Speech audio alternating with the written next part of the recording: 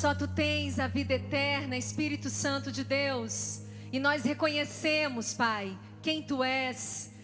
Ah, Senhor, há uma fome em nosso coração, há uma sede em nosso coração que só o Senhor pode saciar. E nós estamos aqui porque nós temos fome e sede de Ti. Precisamos do Teu toque, precisamos do Teu agir. Queremos mais de Ti, menos de nós, Pai. Queremos ser mulheres segundo o Teu coração. Queremos ser mulheres que Te reconhecem, que Te honra, que Te adora em espírito e em verdade. E queremos viver, Jesus, tudo aquilo que o Senhor já conquistou na cruz para cada uma de nós. Em nome de Jesus, em nome de Jesus. Amém. Você pode aplaudir a Jesus Cristo? Obrigada, meninas. Aleluia. Vamos sentar um minutinho. Nós teremos muitas coisas lindas ainda. Iremos conhecer testemunhos lindos de mulheres que estão se formando hoje à noite. Mas eu quero compartilhar com vocês uma história muito poderosa que está na palavra de Deus.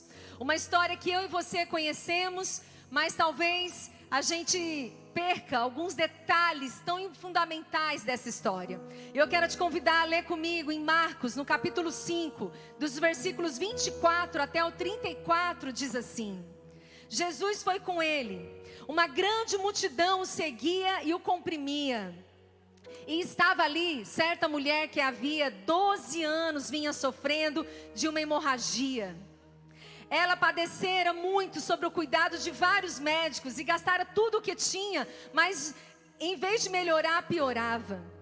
Quando ouviu falar de Jesus, chegou-se por trás dele, no meio da multidão, e tocou em seu manto, porque pensava: se eu tão somente tocar em seu manto, ficarei curada. Imediatamente cessou sua hemorragia e ela sentiu em seu corpo que estava livre de todo sofrimento. No mesmo instante, Jesus percebeu que dele havia saído o poder. Virou-se para a multidão e perguntou: quem tocou em meu manto? Responderam os seus discípulos: vês a multidão aglomerada ao teu redor e ainda perguntas: quem tocou em mim? Mas Jesus continuou olhando ao seu redor para ver quem tinha feito aquilo. Então a mulher, sabendo o que lhe tinha acontecido, aproximou-se, prostrou-se aos seus pés e, tremendo de medo, contou-lhe toda a verdade. Então ele lhe disse: filha, a sua fé a curou. Vá em paz e fique livre do seu sofrimento. Gente, isso é poderoso demais. Uma mulher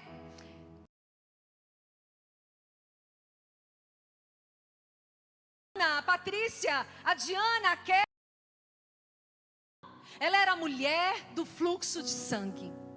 Uma mulher que sangrou durante 12 anos. E naquele contexto que ela estava, uma mulher, quando estava na sua semana de menstruação, ela tinha que ficar isolada. Ela não poderia ter acesso a ninguém. Ela era considerada imunda. Então, se a gente falasse hoje uma mulher sangrando durante 12 anos, era apenas uma mulher doente, não é isso? Mas naquele contexto, ela era uma mulher doente, uma mulher imunda, uma mulher rejeitada, humilhada e separada do convívio dos seus parentes, da sua comunidade. Você imagina a dor que essa mulher carregava? Você imagina o sofrimento que essa mulher carregava? E a Bíblia nos ensina, nos fala que ela fez por onde ser curada. Gastou tudo que ela tinha, correu atrás, para lá e para cá, para ter uma resposta para o seu problema. Mas em vez de melhorar, a Bíblia fala o quê? Piorava. Piorava. E sabe o que me apaixona nessa história? Quando eu paro para pensar nessa mulher, que era rotulada como a mulher do fluxo de sangue. E como eu já disse, junto com esse rótulo do fluxo de sangue, vinha todo o pacote junto. A imunda, a rejeitada, a isolada. E mesmo perante tudo isso, ela ouviu falar de Jesus. Ela ouviu falar que Jesus iria passar por ela. E sabe o que ela me ensina e te ensina nessa noite? Oh, minha querida, meu querido irmão que aqui está, quem está em casa nos assistindo. Oh, Não interessa os rótulos que colocaram em você. Não interessa os fardos que colocaram sobre você. Não me interessa o peso, talvez, do sofrimento ou da doença que você tem carregado. Hoje o que está acontecendo é que Jesus está passando aqui. Hoje Jesus está passando no nosso meio. E Ele está chamando. Vem, vem. Se ao menos você tiver fé para tocar em Jesus. Oh, há esperança para mim e para você. Há esperança para a nossa caminhada. Há esperança para que a gente mude de história, mude de vida. Há esperança para as dores da sua alma. Há esperança para as tuas dores físicas. Porque Jesus, Ele é o novo e o vivo caminho. E o que era tremendo, gente, aqui Jesus estava diante de uma multidão. E a palavra começa dizendo assim: a multidão seguia e o comprimia, apertava Jesus, incomodava Jesus, né? Estava ali andando ao lado de Jesus. Mas de repente, uma mulher única, uma mulher poderosa, uma mulher que reconhece quem é Jesus Cristo, vai perante aquela multidão e toca Jesus, e toca nas vestes de Jesus. Gente, entendam, para essa mulher sair do lugar dela, de dor, de decepção, de fraqueza, de doença, ela teve que ter muita coragem, porque ela não podia ser vista na multidão, ela não poderia furar uma multidão, afinal de contas ela era imunda. E ela rompeu com tudo isso. E ela foi. E Jesus olha e fala assim: Quem tocou? De mim saiu poder. De mim saiu poder. Virou e perguntou: Quem foi? Quem foi que tocou no meu manto? E os discípulos até meio ironizaram assim, né? Você imagina, gente, andando com Jesus. Jesus com a sensibilidade, o discernimento de Deus. E aí os discípulos disseram: ah, mestre, por favor, olha aí a multidão te tocando, olha a multidão aí te apertando, e você quer saber quem te tocou? Mas Jesus sabia que quem tinha tocado nele tinha fé. Tinha fé, gente. E sabe o que é lindo? No versículo 32 diz assim: mesmo diante da resposta dos discípulos, Jesus responde: mas Jesus continuou olhando ao seu redor, porque Ele queria ver quem tinha feito aquilo. Jesus está aqui no nosso meio hoje, e Ele está olhando ao nosso redor, e está dizendo: cadê a mulher de fé? Cadê o homem de fé? Cadê? Cadê? Quem está me tocando e quer uma cura hoje à noite? Quem está me tocando e quer uma vida transformada hoje à noite? Quem? Quem? Porque a multidão não muda a visão de ninguém. A multidão não muda a história de ninguém. O Senhor não me chama e te chama para fazer parte simplesmente de um grupo de pessoas que senta para cultuá-lo, talvez muitas vezes da boca para fora. Não. O Senhor nos chama porque Ele quer que você toque nele. E Ele quer que você toque nele com fé a ponto de receber o poder dele. Ele quer que você pare de sangrar, pare de gritar, pare de sofrer. Sabe, gente, quando a gente fala do sangue, o sangue é vida. Então, quando você imagina uma mulher sangrando durante 12 anos, mulheres entendem, né? 12 anos, era a vida dela, literalmente, saindo dela. Era a vida dela indo embora. Era a vida dela perdendo. Você imagina a cada ano, a cada mês, as dores dela, os traumas dela só aumentaram. Mas ela ouviu falar de Jesus. E ela tocou em Jesus.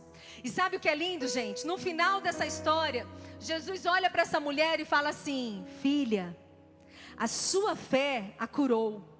Vá em paz e fique livre do seu sofrimento. Como é isso, Diana? São palavras de Jesus. Filha, a sua fé a curou. Vá em paz e fique livre desse sofrimento. E a Bíblia também nos fala, gente, que sem fé é impossível agradar a Deus.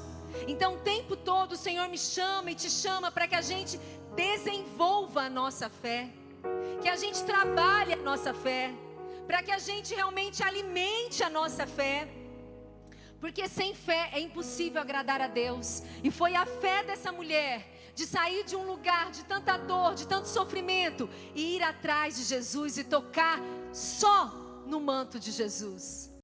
Mas a fé dela era tão forte, era tão poderosa, que pelo manto de Jesus saiu o poder dele e ela foi curada. O Senhor me chama e te chama hoje à noite para que nós não fiquemos num lugar de acomodação, de conformismo. Sabe qual é o problema do ser humano? Muitas vezes nós somos muito adaptáveis. Que bom, né? A gente se adapta a muita coisa, mas tem um lado ruim nisso tudo. Infelizmente, a gente se acostuma até com o que é ruim. Sabe aquela história assim? Tá ruim, mas vou ficar? Já me acostumei. Tá ruim, mas vou ficar por aqui mesmo. Não tem esperança. Nada muda na minha vida. Eu vou ficar por aqui. E vai ficando. E vai ficando. Mas não é isso que o Senhor tem para mim e para você. Ele me chama e te chama e diz assim: sai do meio da multidão. Sai do meio da multidão. Enquanto eu estava estudando essa história, lendo, me veio algo muito forte no coração. Será que naquela multidão só essa mulher estava doente? Vocês acham isso? Que diante de uma multidão que estava seguindo Jesus, estavam entendendo que Ele era o Cristo, o Salvador. Será que só ela estava doente? E por que a Bíblia nos fala sobre a história da mulher do fluxo de sangue? Porque existe uma lição para mim e para você. Sai do lugar que você está e corre atrás da sua cura. Corre atrás da sua cura. Vivendo com o Senhor, eu tenho aprendido que a responsabilidade de crer é minha. Porque infelizmente no pecado original, Adão e Eva nos deram, né? Na origem ali do pecado original, eles nos deram a semente da incredulidade. Então a incredulidade, ela está dentro de mim e de você. Será? Você acha mesmo que Deus vai fazer? Não, vai não. Tu acha? Não, não é bem assim não. Não é assim, gente? Começam os pensamentos na nossa mente. Não, não é bem assim não. Não, Deus não vai fazer não. A gente tem que entender qual é essa raiz da incredulidade. O quanto mal ela faz para mim e para você. Ela vem trocando os papéis desde lá com Adão e Eva. O próprio Deus diz assim, ó, coma de todas as árvores, menos dessa. Aí a serpente chega e fala assim, não, Deus falou que você não pode comer? Não, eu posso comer de todas, menos desta. E aí começa aquela guerra, aquela sedução da serpente em cima de Adão e Eva. E aí vocês já sabem da história. Entrou o pecado, separou Deus da humanidade. E a semente da incredulidade habita em mim e em você. Então quando a gente quer crer, lá vem aquela vozinha, ó, não, não é bem assim não. Não, não confia tanto em Deus assim não. Precisamos entender quem é o pai da mentira? O diabo. O diabo mente e engana. O próprio Deus, Ele é um Deus fiel, verdadeiro e justo. Mas Satanás faz a confusão dele, usa a nossa mente e troca os papéis. Não acredita muito em Deus não, porque Ele não vai fazer o que Ele fez não, o que Ele disse que ia fazer. Começa a mudar. Quer dizer que passa a ser mentiroso Deus? Você entende que a minha incredulidade e a sua incredulidade, estamos dizendo, né, nas entrelinhas, que Deus está mentindo. Olha aí que raiz maligna. Quando eu não creio no Senhor, eu estou colocando Ele em dúvida. E eu coloco a pessoa em dúvida quando eu não tenho credibilidade nela. Então Satanás faz a gente não ter credibilidade em Deus, na morte de Jesus naquela cruz, e faz a gente acreditar em todas as mentiras lançadas pelo inferno. Ah, você não é ninguém. Você não vê que nada dá certo na sua vida? Você não está vendo que tudo é assim mesmo? Se conforma. Mentira. Mentira do inferno. Você entrou por essas portas hoje porque o Senhor está te chamando. Levanta e toca nas vestes de Jesus. Porque tudo que você ouviu, que te condena, que te congela, é mentira do inferno. Existe esperança para você. Existe cura para você. Oh! Como a gente precisa se levantar como um exército que crê mesmo contra a esperança muitas vezes. Eu sou encantada ali, apaixonada pela pessoa de Abraão. Abraão é conhecido como o pai da fé. E durante muito tempo eu fiquei assim, por que Abraão é conhecido como pai da fé? Porque Abraão ouviu a voz de Deus. Sai da sua parentela, sai e vai para uma vida que eu vou te mostrar. E aí depois ele ora, clama, tem o filho da promessa. E aí o Senhor pega e fala assim, vai lá, leva o cordeiro para ser sacrificado. Leva lá Isaac. E nós vamos ali crucificá-lo. Gente, Abraão pegou o seu filho e foi. E a Bíblia fala que foram 3 dias andando até o monte onde era para ele fazer a crucificação do filho. Nesses 3 dias, quem morreu primeiro? Abraão ou Isaac? Abraão. Quem é pai e mãe sabe. A cada passo que ele dava, ele dizia, mata a mim, Senhor, menos o meu filho. Toca em mim, Jesus, mas não toca no meu filho. Mas ele foi. Eu imagino a guerra espiritual dentro de Abraão. A luta que ele foi sofrendo a cada passo para chegar naquele lugar. E quando ele chegou naquele lugar, ele deitou o filho. Ele levantou, né, a arma ali, o que ia fazer a sequência dos fatos. E aí a voz do Senhor brandou e disse, para, eu já entendi. Eu já entendi, o seu coração é meu. Diana, e aonde é que Abraão realmente é o pai da fé? Aí a gente vai lá para Hebreus. Isso está lá em Gênesis. Aí depois a gente vai lá para Hebreus no Novo Testamento, no livro. E lá em Hebreus diz assim, Abraão confiava tanto em Deus. Ele cria tanto em Deus, que ele estava disposto a sacrificar o seu único filho. Porque ele sabia que o que Deus tinha prometido para ele ia se cumprir. Por mais que ele tivesse matando a sua herança. Lá diz na Bíblia, em Hebreus, que Abraão cria tanto, a ponto que Isaac poderia ser ressuscitado para que a vontade de Deus se cumprisse na vida dele. Gente, é muita fé. É muita fé, por isso que ele é o pai da fé. Quem é que entrega o seu filho? Crendo na palavra consumada do próprio Deus.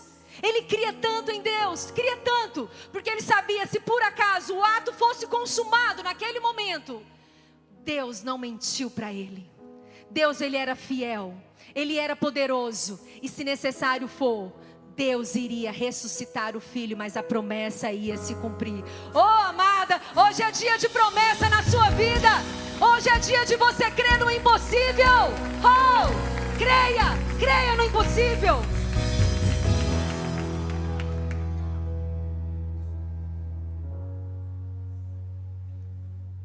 E aí uma coisa que eu e você precisamos aprender muitas vezes é dar nomes a tudo aquilo que nos tem congelado. Posso até falar que tem nos algemado, que tem nos separado da vontade de Deus. Qual é o nome do seu medo? Quais são os rótulos que tem colocado em você? Quais são as prisões mentais, espirituais, que muitas vezes têm reinado na sua vida e têm te tirado da boa e perfeita vontade de Deus? Nós precisamos descobrir o nome, porque quando a gente dá o nome, a gente mata o medo, a gente mata a raiz do mal. Então a minha oração nessa noite é que o Senhor revele a cada um de nós que aqui está, que o Senhor nos revele o que tem nos bloqueado, o que tem nos paralisado, o que tem nos atrapalhado de buscar a nossa cura, de buscar a nossa vitória, de acreditar em tudo aquilo que Jesus Cristo falou naquela cruz. Gente, Jesus, quando ele morreu ali naquela cruz, ele disse, está consumado. Ele estava dizendo, acabou o seu pecado, a sua dívida, o seu medo. Eu estou crucificando na cruz, neste momento, todas as suas dívidas. Por isso que ele é o Salvador, por isso que ele é o Senhor. Eu costumo dizer que algumas pessoas têm dificuldade de receber Jesus no seu coração como o único suficiente Salvador. Por quê? Porque acham que não precisa ser salvo. Não, deixa pra lá, vai continuar assim mesmo. Meu pai era assim, meu avô era assim, meu bisavô era assim, e eu vou ser assim. Mentira, mentira. Muda a sua geração agora. Muda a sua descendência agora. Nós temos maridos aqui, nós temos esposa, nós temos famílias aqui estabelecidas, que o Senhor está dando um basta hoje em toda maldição que vem sobre vocês. É tempo de mudança, é tempo de viver aquilo que foi conquistado na cruz por cada um de vocês. Algumas vezes eu me deparo com alguns testemunhos, com algumas famílias, e eu vejo e falo, meu Deus, esse casamento, esse casal, ou esse jovem, era para estar vivendo um sonho lindo. E eu não estou falando de um sonho lindo, ter ausência de necessidade, aliás, ter ausência de dificuldade, não é isso.